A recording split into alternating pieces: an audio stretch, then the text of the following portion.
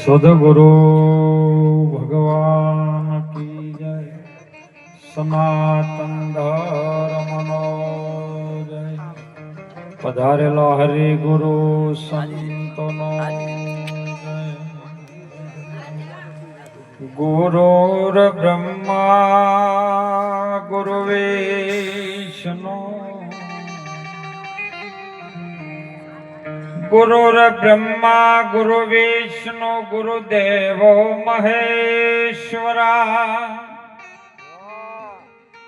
ગુરુ સાક્ષાત પરબ્રહ્મ હૈ, તસ્મૈ શ્રી ગુરુવે નમઃ.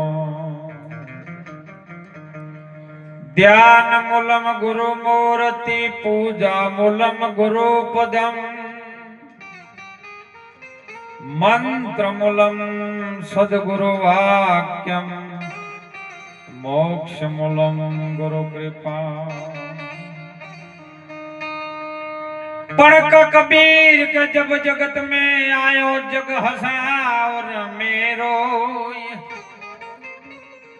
करनी ऐसी तुम करके चलो, अरे हम हंसे और जग रो. सदगुरु भगवान की जय. આજે ખારેડા ગામની આ પવિત્ર ભૂમિમાં પરમ પૂજ્ય અને વંદનીય સંત શ્રી ચમનરામ મહારાજના દ્વારે ભજન સત્સંગનો યોગ રાખ્યો. સંતોની વધામણી કરી, સંતોના દર્શનનો આપણને લાભ અપાયો. એ લાભમાં વધારેલા તમામ હરિગુરુ સંતો, સંત માતાઓ, ભેગ ભગવાન, આચાર્ય મહાપુરુષો, ભક્તો, સંત માતાઓ, બહેનો, બાળ ગોપાળ દરેકને મારા કોટી કોટી વાર વંદન છે. મહાપુરુષોની દરેક વાતો આપણા જીવનની અંદર ઉતારવા જેવી છે. જેને જેને સમજી સમજીની વાતને જો ઉતારી હોય અને જો અમલમાં મૂકો ને તો વાતનું કંઈક આપણું જીવનનું કલ્યાણ થાય એવી વાત છે. સંત સગા એક, ગુરુ સગા ને એક સગા છે રામ. તુલસી કહે આ જીવને બસ તીનો ઠામ સેવી છે. દુનિયાની અંદર જો ઠરવાનું કોઈ આ જીવને ઠેકાણું હોય, બળ્યા જળ્યાનો કોઈ વિહામો હોય, કોઈ જગ્યાએ જો શાંતિ થતી હોય તો આ જીવને સંતની પાસે થાય, કાં તો ગુરુની પાસે થાય, કાં તો મારા રામ પાસે થાય. બીજે જો ઠરવાનું ઠેકાણું નથી. નહીતર જો જોવો તો અત્યારે લાગી છે લાય. અત્યારની દુનિયામાં જો જોવે કોઈ તન દુખી છે, કોઈ મન દુખી છે, કોઈ ધન દુખી છે, કોઈ ચિત્ત દુખી છે. બધી વાતે દુઃખ છે. પણ આવા મહાપુરુષો રાત દિવસ જેમનો ઉજાગરો જાગરણમાં પરિવર્તન લાવી સમાજને એક સાચી દિશા બતાવવા માટે આ પૃથ્વી પર આપેલા આપણે મહેમાન છીએ. પણ આ ખોળિયાની અંદર જે જીવાત્મા છે એ જીવની ગતિને કઈક પ્રગતિ મળે એના માટે મહાપુરુષો પ્રયાણ કરતા હોય. સંત પ્રગટ થાય, સંત જન્મે નહીં. મહાપુરુષો આવા ભારતના સંતો આગળના યુગમાં એ જ હતા અને અત્યારે એ છે. ભવિષ્ય કાળની અંદર પણ આ પૃથ્વી નહીં હોય, પ્રલય થઈ જાય ને તો આના આજ રહેવાના બીજા કોઈ છે નહીં. કારણ કે મહાપુરુષો આપણા ભારતના વેદ, શાસ્ત્ર, પુરાણ બધું બોલે છે કે મોણોનો અવતાર મળ્યો તમને, પોચ ભૂતોનું શરીર મળ્યું છે, તો એમાં બોલવા વાળો આ હરિ કોણ છે અને તું કોણ છે એની તું ઓળખાણ કર. પણ આ ઓળખાણ ડાયરેક્ટ થાય એવી નથી. જેમ દૂધમાં ઘી છે પણ ડાયરેક્ટ દીવો થાય એવો નથી, તલમાં તેલ છે પણ ડાયરેક્ટ થાય એવું નથી, ફૂલમાં સુગંધ છે પણ ડાયરેક્ટ અત્તરની સુવાસ આવે એવી નથી. એટલા માટે હજારો મણ દૂધ ભેળું કર્યું એક છાશના છોટાની જરૂર પડે. છાશનો છોટો જો મારી દે મોય છોટો જો. અને એટલે સંતોએ સાખીમ કીધું કે આધા વચન ગુરુદેવ કાન તાકો અનંત વિચાર, થકી જાવમાં મુનિજન પંડિતા અને જો વેદ ન પામે. હજારો મણ દૂધની અંદર એક છાશનો છોટો પડે અને જો કદાચ ગુરુનો વચન, કેવો વિશ્વાસ કે આપણને બાળપણ બાળપણમાં નાના હતા અને જ્યારે સમજણ આવી અને પછી જ્યારે સોભળતા થયા અને માનો શબ્દ કોને પડ્યો અને માએ કીધું કે એ આ તારો બાપ છે. આપણે જીવનમાં જીવ્યા શરીર જીવ એટલી ઘડા કોઈને બીજાને બાપ ના કીધો, કારણ કે માના બોલ ઉપર ઝીલી લીધો ને વિશ્વાસ રાખ્યો. એવો વિશ્વાસ આ સંતો ઉપર જો આવી જાય ને તો જોમી જાય સાહેબ આ દુનિયાની અંદર તમારી. નહીં ઘણી વખત કહેતા કે મને કોઈ નતું, હવે જબર જોમ્યું છે. આ મહાપુરુષોની વાતો છે અને એટલો વિશ્વાસ સંતો ઉપર તમે રાખો, તમે તમારા ઉપર રાખો. એવો વિશ્વાસ જીવનની અંદર જો પ્રગટ થઈ જાય ને તો સાહેબ પ્રગતિ આવતા વાર નહીં લાગે. ખૂબ ટકોર કરી છે, આધ્યાત્મિક સિદ્ધાંતો ઘણું છે, ભજન મહારાજ ઘણું શેઠું છે, પણ પેલું આપણા ક્ષેત્રની અંદર મહાપુરુષો કહે છે, સંતો પ્રમાણ સહિતની વાત કરે છે કે ખેતરમાં ખબર રાખજો રે, નહીતર પાછળથી પછતાશો. એ ખેતર છે ભાઈ ખાર મોળિયું, તમે ખેડવી ના શું ખાશો.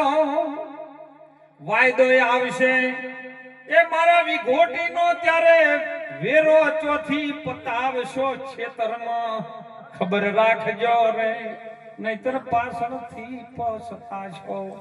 આ ક્ષેત્રની અંદર જેમ કુરુક્ષેત્રના મેદાનમાં જ્યારે ભગવાન શ્રી નારાયણ અર્જુન બે જણા મધ્યમ રથને લાવીને અર્જુનને એક ઉપદેશ કરે છે. ઓમય મધ્યમ આવ્યું છે, આપણે મધ્યમ નિરાત મહારાજ પણ કહે છે તત્વ શાસ્ત્રી લોકમાં ગુરુ ગોવિંદ એક રૂપ આદિ અંતને મધ્યમય બોલે છે. હરિ ગુરુ સંત સ્વરૂપ હે હરિ છે ને સંતે છે ને એ જ મારું સ્વરૂપ છે, બીજું કોઈ છે. એ મધ્યમ બોલી રહ્યું છે અને તું ઓળખ. એમ આ નાવ પણ આપણા દરિયાની અંદર, આ ભવસાગરની અંદર મધ્યમ આવીને ઊભું છે. એ કુરુક્ષેત્રનું મેદાન હતું, એમ આ અંદર પણ એક મહાભારત લડાયેલું છે. એક એક ખોપરીની અંદર એક બાજુ પાંડવો છે અને એક બાજુ કૌરવો છે અને વચ્ચે કૃષ્ણ છે. તમારે જોજો સાહેબ, ઈ રથ વચ્ચે આવ્યો છે. આ કાયા રૂપી રથ છે ને, ઈ વચ્ચો વચ આવ્યો છે સંસારમાં.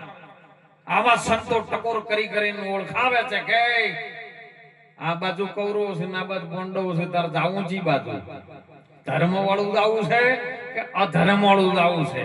હું તો એમ કહું છું, ધર્મને તમે ધારણ કરો ને ધર્મનો ત્યાગ કરો અને સમાજની અંદર સાચી પ્રગતિ આવે ને સેવા કરો ને, એ જ મોટામાં મોટી ભક્તિ છે. ભક્તિ એટલે બીજું કોઈ નહીં હો. ભક્તિ બે જે આધ્યાત્મિક ની ઘણી ઊંડી છે, પણ પેલા આપણા ક્ષેત્રની અંદર બીજ વાવવું હોય ને સરપંચ સાહેબ, તો પેલા ખેતરને બરોબર ખેડીને તૈયાર કરવું પડે, ફળદ્રુપ બનાવવું પડે. અને એની ખેડ જો સારી હોય ને તો તમે પાક નાખો, પછી વાડ કરેલી હોય. ખેતરમાં જો રોજડા ના આવવા દેવું હોય તો વાડ કરી નાખવાની, રાડ નહીં કરવાની. તમારા ઢોરા આવે છે ને પોધો એવું નહીં કહેવાનું, તમારે વાડ કરી દો એટલે તમારે કમ્પ્લીટ. જગત રાડ પાડ પાડ કરે છે, ઢોરા આવતા હોય છે ને ઓમાં ઢોરા આવે છે. પોતના શરીરમાં એટલો બધો ઢોરા રોતડા ભૂંડડા પહેરી ગયા છે ને, એના માટે તમે વાડ કરો, ભક્તિ રૂપી સંસ્કાર રૂપી વાડ કરી નાખો. અને સંસ્કાર રૂપી જો વાડ કરવા માટે આવા સંતો મહાપુરુષો પ્રગટ કરાવતા હોય તો સંતોના વાત ઉપર બહુ વિશ્વાસ રાખજો સાહેબ. હાલનો સમય સરપંચ સાહેબ ખૂબ પ્રગતિના માર્ગે ચાલ્યો છે. સંતોનું કેવું ઘણા મોન્યું છે અને ઘણા નહીં માનતા. અમે જેમ સમજે નહીં માનતા, દુર્યોધન વાળા તો હોય ને, પેલાના વંશજના હતા તો હરણ્યકંશના વંશજના હોય કે ના હોય? બોલો. કૌરવના વંશના હોય તો પાંડવોના હોય. એમ વેલો જો હવે સમાજનું બંધારણ થયું છે એની કહું છું, હું તો જાહેરમાં કહું છું કે બધાને ભેળા થઈ એક સદારામ બાપાના નામથી ઓગણનાથજી મહારાજની પવિત્ર જગ્યાની અંદર હર કોઈ આગેવાનોએ દરેક સાથે રહી. એમાં જો કોઈ ભાજપ નથી, કોઈ આમ આદમી પાર્ટી નહીં, કોઈ કોંગ્રેસ નથી, એક સમાજ. અને સમાજનું બંધારણ તમે કર્યું છે અને બહુ મને ધન્યવાદ કરું છું કે તમે બંધારણનું ખૂબ પાલન કરજો સાહેબ. આ તો ઘણા ડીજે અમે તો એક વીઘો વેચીને 12 લાખ રૂપિયાનું કોઈ ડીજે લાયા અને હવે તમે બંધ કરાવ્યું. એટલે ડીજે નો સ્પેલિંગ તમે આખું કહેજો, મને ખબર હોય તો. 2 અક્ષરનું છે ડીજે, પણ આખો સ્પેલિંગ કોઈ દાડો કોઈની ખબર પડી? ડીજે એટલે ડી એટલે ડાયરેક્ટ ને જે એટલે ઝઘડા, ડાયરેક્ટ ઝઘડા, બીજું કોઈ હતું જ નહીં. અરે તમે ડીજે વેચીને 12 લાખ રૂપિયાનું લાવ્યું તો 12 લાખ રૂપિયા કોઈ સારા તમારા દીકરાની ફી ભરી અને સાયન્સ નું ભણાવ્યું હોત તો, કોઈ વકીલાત નું ભણાવ્યું હોત તો, હે કોઈ પોલીસ ખાતામાં ભણાવ્યું હોત તો, કોઈ સારા શિક્ષણમાં ભણાવ્યું હોત અને 12 લાખ રૂપિયા એમાં આલ્યા હોત તો તમારા દીકરાની પેઢીએ ઉધું ના જવું પડત. તમારી આબરૂ તમે ગોદરે નચાવો. આ ડીજે બંધ કરો, સમાજના નિયમના પાલન કરો સાહેબ. મોણાના પેટ ના થો, હું તો એમ કહું, બીજા કોઈના નહીં. અને એટલે મહાપુરુષો સંતો કે છે, પણ આ તો જેવું સરપંચ સાહેબ ખબર છે, ઘોડાના ગધાડાને બેન ભાઈબંધી થઈ ગઈ. આમ થાય નહીં પણ થઈ ગઈ ભૂલથી. એટલે ઘોડો એક બદાડો એવું કીધું ગધાડે કે ભાઈ મને તમને તો તમારો માલિક ગાડી લઈ જાય, અસલ ઢોલ વગાડે, કલાકમાં સારું ખાવાનું આલે અને કલાકમાં તમે 20,000-25,000 લઈ લઈને આવતા રહો. તમને તમારો માલિક જેટલું રાખે છે અને અમે તો જેટલી ગુણી ઉપાડો તો ખાવાનો પેલા જે સોતર એક દાડો તમારે તો હંગાત તો લઈ જાવ મને. એટલે પેલો ઘોડો છે ગમે હોય તો દયાળુ કહેવાય, સંત છે ને દયાળુ છે. અને એને કીધું તમે લાવો, તમે લઈ જુ. એ પણ લઈ જુ ખરું, પણ તારે એ આપણે જે જો જઈ છે ને એ વચ્ચે બંધારણ છે આપણું, એમાં તારે બીજું બોલવાનું નહીં, તો બોલે જ માર ખાઈ. શેરડીનું ખેતર અસલ છે હો, શાંતિથી હું કહું એટલું ખાલી કઈને હોપડી ખાવાનું, બીજું કશું કરવાનું નહીં, મજા કરવાની. હવે મને લઈ ગયા હંગા શેરડીના ખેતરમાં અંદર વચ્ચે જાય, આ તો ઓડી વચ્ચે જાય ને પાછો કદી ના ભાઈ હોય તો વચ્ચે જાય પાછો બખાડો બહુ કરે. વચ્ચો શેરડી એક હોટો ખાતો, 2 હોટા ખાતા, પછી આ તો કે ભાઈ આપણે ટક્કર નહીં ચલાય. આ એ સમાજનું બંધારણ કર્યું, આમાં ગધાડન નહીં ટક્કર ચલાતું. લ્યો વચ્ચે ને રહ્યો ભૂંચો, એટલે હોમે કરધણી ઊંચો હાથ ગોઠાળી લાકડી લઈ. ઓ મારો બેટો હું હોય બેઠો તો છેતર ભેળા લ્યા, હાથ ગોઠાળી લઈને દોડ્યો. એટલે પેલો ઘોડાને ખબર પડી ગઈ કે આયો. ઘોડો દોડ્યો, બહાર કૂદીને નાહી ગયો બહાર. પેલો કૂદે પણ પેલો દે કરે. પેલા કરધણી દયા આવી કે જો કદાચ વધારે દે કર્યો તો ઓના પગ ભાજી જાય મરી જાય. હાર્યો દયા આવી પણ પગ લથડ થઈ ગયા, કરધણી જતો રહ્યો. કહેડા તો ગધાડો બહાર ગયો ને ઘોડાને મળ્યો કે ભલા મોણો ભાઈબંધી આવી હોય, મારી ના ખાયા, પગ ભગાઈ ના ખાયા, ખબર ના પડી કે પણ લે હું કૂદ્યો તેમ તાર કૂદી જવું પડે ને. કે તમે કેવી રીતના કૂદ્યા હતા? કે અમારે તો ઠેઠ થી આગળ પગ કૂદવાની જરૂર છે. અમારી નિશાની અને અમારી ચેનની વર્ષો પુરાની જે છે ને એ અમારા બાપ દાદાઓ આગળ પગે કૂદીને પ્રગતિના માર્ગે જતા હતા અને તારા પાછળ કૂદ કરતા હતા. હવે મને કદી જિંદગીમાં આગળ સમાજ હમું ના આગળ પગલું ભર્યું હોય એ કદી આગળ ભરે ખરો સરપંચ સાહેબ? એ પાછળ ઠેકડ માર કરે છે. કહેવાનો ભાવાર્થ એવો છે કે એવા જીવનની અંદર મહાપુરુષોનો હાલના સમયની અંદર વર્તમાન કાળની અંદર ભવિષ્યની કઈક ચિંતા છે. તાણ સાહેબ રાત દિવસ આ સરપંચ સાહેબ બધા ઉજાગરા કરે છે. ભવિષ્યની ચિંતા છે કે આપણા ક્ષત્રિય સમાજના બાળકો શિક્ષણથી વંચિત ન રહી જવું. અધિકારીઓ ગણાય છે પણ આજે કોઈ ઠાકોર સમાજનું ડોક્ટરનું બોર્ડ લાગે, કોઈ પીએસઆઈ નું લાગે, કોઈ કલેક્ટર નું લાગે, એવી મહેનત માટે આ રાત દિવસ દોડે છે. અને એટલે ખૂબ તમે એમને સાથ સપોર્ટ આપજો. હું તો એમ કહું છું અમારા સંતોના તો આશીર્વાદ છે. સદારામ બાપાને હું તો પ્રાર્થના કરું, હવે સંતોના ચરણમાં પણ પ્રાર્થના કરું કે આપણે બધા સાથે કોઈ બી સંપ્રદાય ના હોય, આપણે કોઈ જરૂરનો વિરોધ નથી. બધા આપણે એક જ માળાના મણકા થઈ અને સમાજ કઈ રીતનો સુખી થાય, સમાજ કઈ પ્રગતિના માર્ગે જાય, સમાજની અંદર શિક્ષણ આવે, સંસ્કાર આવે, એવું આપણે બધા સાથે રહીને ભેળું કરીએ. ગુરુ મહારાજની દયાથી ધીરે ધીરે ધીરે જરૂર આવશે ને આવશે. એટલે મહાપુરુષો કહે છે કે આ પ્રગતિમાં પણ તમે સાથ દેજો. બીજું કે મણોનો અવતાર મળ્યો છે આ જીવાત્મા કેવી રીતનો છે અંદર, એ બોલવા વાળો કોણ છે ને હરિ કોણ છે એની તમે ઓળખાણ કરી લેજો સદગુરુના ચરણે જઈ. નહીતર ગુરુ વિના ગમ નહીં પડે. એ મૂર્ખ, તને ગુરુ વિના ગમ નહીં પડે. બધી ગમ પડે પણ ગુરુ વગર જે આપણું જ્ઞાન છે ને, આપણે કેવી રીતના છે, આપણે કોણ છે એની ઓળખ પડતી નથી. એટલે ખૂબ ચેતન થઈ જાજો. સમય કલિકાળનો છે, મોબાઈલ ટેકનોલોજીનો છે, યુગનો છે. યુવા ધન ખૂબ આગળ આવે એવી મહેનત કરજો સાહેબ. પાઘડીઓ જો છે ને એની ખૂબ ઇજ્જત કરજો. પાઘડી જે દાડો નહીં હોય ની દાડો તમારે કોઈ મેળ નહીં પડે.